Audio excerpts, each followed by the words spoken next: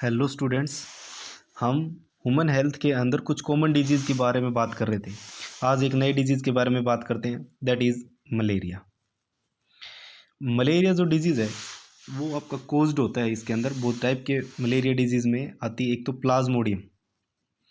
अब ये प्लाज्मोडियम के अंदर क्या क्या चीज़ें आती हैं? एक तो प्लाज्मोडियम 3 टाइप का होता है। एक तो वाइवैक्स, एक होता है प्लाज्मोडियम मलेरिया, एक होता है प्लाज्मोडियम फ्लैसीफ्रम। इसके अंदर सबसे आपको मोस्ट कॉमन मिलता है वाइवैक्स मिल जाता है, लेकिन जो मोस्ट हमारे लिए फैटल घातक जो सिद्ध होता है सबसे, जिसके अंदर बहुत मतलब रेयर चांसेस होती हैं, इसमें क्या होता है कि फ्लैसीवोम है वो बहुत घातक है, हमारे लिए डेथ के लिए रिस्पॉन्सिबल होता है ये फ्लैसीवोम। इसके अंदर मैलिग्नेंट मलेरिया जो कोज्ड बाय प्लाज्मोडियम, ये इससे जो मलेरिया कोज होता है that cause name is malignant malaria. Malignant malaria है वो कोज्ड होता है आपका प्लाज्मोडियम फ्लैसीफॉर्म से। ये मोस्ट सीरियस केसेस के अंदर आती है, ये बात मोस्ट सीरियस केसेस के अंदर आती है। अब हम इस प्लाज्मोडियम के अंदर मलेरिया की जो लाइफ साइकिल के बारे में पढ़ेंगे। जो लाइफ साइकिल होती है उसके लिए हम एक चार्ट बनाएंगे यहाँ पे। तो लाइफ साइकिल ऑफ मलेरिया के अंदर, अब मलेरिया को अपनी लाइफ साइकिल कंप्लीट करने के लिए 2 होस्ट की ज़रूरत होती है। इसके अंदर जो प्राइमरी होस्ट होता है, एक तो होता है प्राइमरी होस्ट। प्राइमरी होस्ट इसमें कौन सा होता है? Female Anopheles mosquito, female Anopheles mosquito. और सेकेंडरी जो होस्ट होता है वो इसके अंदर कौन है? Human being. इसको 2 होस्ट की जरूरत होती है अपनी लाइफ साइकिल को कंप्लीट करने के लिए। इसके साथ साथ प्राइमरी होस्ट के साथ साथ फीमेल एनाफ्लीज मॉस्किटो इसमें वेक्टर का भी काम कर रहा होता है। तो इसके अंदर क्या होता है, मान लो किसी इन्फेक्टेड पर्सन से एक फीमेल एनाफ्लीज मॉस्किटो ने स्पोरोजाइट्स उठाए हैं। वो स्पोरोजाइट्स उसने किसी ह्यूमन बीइंग के अंदर ट्रांसमिट कर दी है।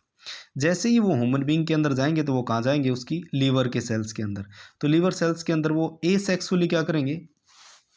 ग्रो कर रहे हैं। मान लो ये लीवर सेल्स है तो इसके अंदर बहुत सारे स्पोरोजाइट्स यहाँ पे क्या कर रहे हैं? कॉन्टिन्यूसली ग्रो कर रहे हैं। जैसे ही वो ग्रो कर रहे हैं तो यहाँ पर नो टॉक्सिक सब्सटेंस, कोई भी वो सब्सटेंस सीक्रेट नहीं करेंगे लीवर के अंदर। लेकिन जब लीवर ब्रस्ट होने के बाद वो कहाँ जाएंगे? आरबीसीज के अंदर आ जाएंगे। ठीक है। अब आरबीसीज के अंदर भी वो बहुत सारे ग्रो कर रहे हैं, एसेक्सुअली ही ग्रो कर रहे हैं वो यहाँ पे भी। वो जैसे ही आरबीसीज आपकी रैप्चर होती है, रैप्चर होते ही वो एक सब्सटेंस रिलीज करते हैं। यहाँ पर तो कोई सब्सटेंस रिलीज नहीं कर रहे थे, यहाँ पर वो सब्सटेंस रिलीज करेंगे, दैट इज कॉल्ड हेमेजोइन। हेमेजोइन सब्सटेंस जैसे ही उससे रिलीज होगा तो उसके वजह से हमें क्या होता है? चिल, हमें ठंड लगती है एंड हाई फीवर के लिए रिस्पॉन्सिबल होता है ये सब्सटेंस, हाई फीवर। अब इसके साथ साथ इस आरबीसीज के दौरान जब ये डिवाइडेड कर रहा था तो इसने गैमेटोसाइट्स बना लिए अपने। गैमेटोसाइट्स बने तो वो एसेक्सुअली हैं, गैमेटोस मेल गैमेट और फीमेल गैमेट बन गए, फॉर्म्ड। गैमेटोसाइट्स बने हैं, सिर्फ फॉर्म्ड हुए हैं, फ्यूजन नहीं होता है यहाँ पे। वो बने कैसे? एसेक्सुअली। अब दोबारा किसी फीमेल एनाफ्लीज मॉस्किटो ने क्या किया? उसको सक कर लिया यहाँ से इन स्पोरोजाइट्स को, इन गैमेटोसाइट्स को यहाँ पे क्या कर लिया? सक्ड कर लिया है। किसने? किसी फीमेल मॉस्किटो ने। Sucked by female Anopheles mosquito ने उनको सक कर लिया। जैसे ही उसने फीमेल एनाफ्लीज मॉस्किटो ने इनको सक किया, सक करने के बाद वो स्पोरोजाइट, वो जो गैमेटोसाइट थे आपके, वो कहाँ जाएंगे? उसकी गट के अंदर। कहाँ जाएंगे? गट में। गट में जाने के बाद वहाँ पर इनका फ्यूजन होगा और ये जो गैमेटोसाइट्स थे इनका डेवलपमेंट होगा। जैसे ही उसके अंदर फ्यूजन हुआ और दूसरा क्या है? उसके अंदर डेवलपमेंट हो गई है। जैसे ही उसके अंदर डेवलपमेंट होके कंप्लीट डेवलपमेंट होने के बाद वो गट से माइग्रेट करके उसकी स्लाइवा के अंदर आ जाएंगे।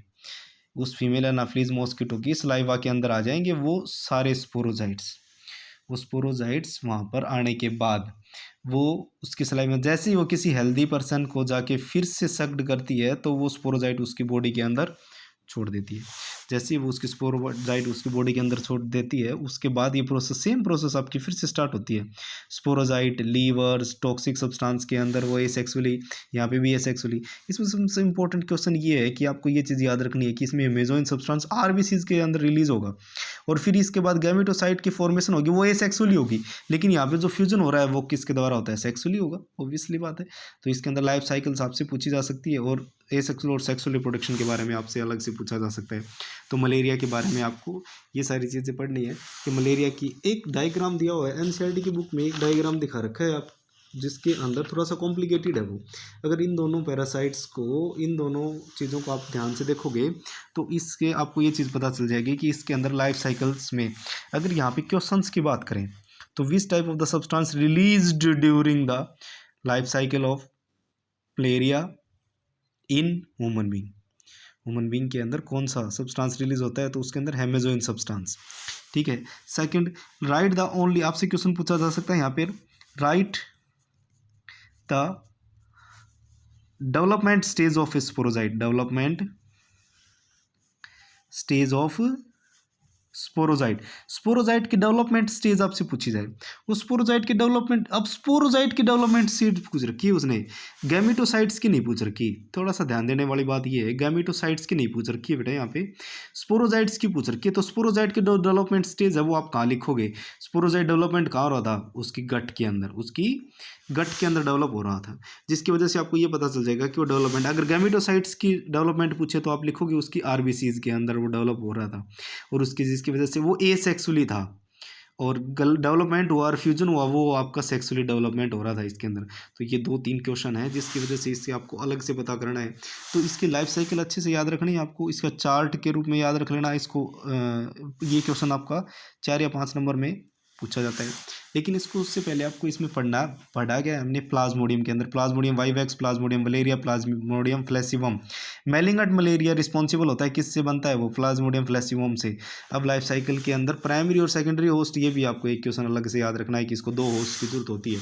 और एक बात मैंने बताई थी कि इसके अंदर ये होस्ट, इसके साथ साथ ये वेक्टर का भी काम कर रहा है, ये आपको याद रखना है। तो हम नेक्स्ट लेक्चर में जो बचे हुए आपके जो डिजीज़ हैं उसके बारे में बात करेंगे, दैट इज़ एस्केरेसिस, फिलेरेसिस और रिंगवॉर्म। 3 डिजीज़ और बचते हैं, इससे नेक्स्ट लेक्चर में हम इसके बारे में बात करेंगे। तो इसको आप राइट डाउन करना, और इसके अंदर इससे एनसीईआरटी की बुक में जो क्वेश्चन है उसको सोल्व करना, देखिए इस लेक्चर को। ठीक है।